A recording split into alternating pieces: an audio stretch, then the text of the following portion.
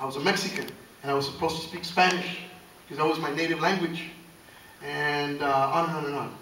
And then, of course, being Mexican, you know, we were baptized Catholics, and I was supposed to go to, you know, catechism and do my first communion, all of that. And I resented it. I was resistant to it. And as I aged and I finally started seeing more of the world, and I started meeting more natives and sharing stories, and I go, you know, that's how I've always thought that way, but you know. And then I finally realized, and you know, started meeting people that were more in tune to the native community, and I discovered myself, who I am, and the fact that yes, I am native. I'm not an Indian, because again, that's a title that was put on our people. I'm not a Native American, because again, America came after, you know, because our people were already here. We were natives. And so I always call myself native, you know, indigenous. And I am of the Mexica people from Mexico. Mexico.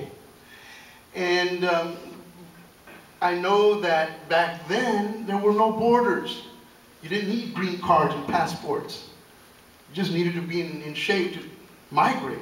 And we have always been migrants, not immigrants, as they say today. That people are illegal immigrants. Well, no, no, no. We are migrants. We have always migrated these lands. There were no borders. Like the four-legged and the winged, we followed the seasons and the food supply. No different. It's very natural.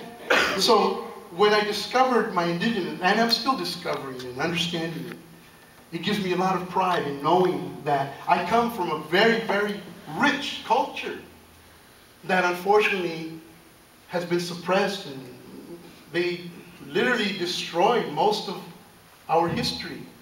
Upon arrival to the so-called New World, the first thing the European invaders did was they burned our manuscripts, our books, picture books that we had that told our stories.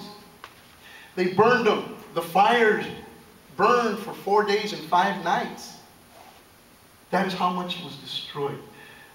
Only 5 manuscripts, original Mexica manuscripts, exist in the world today.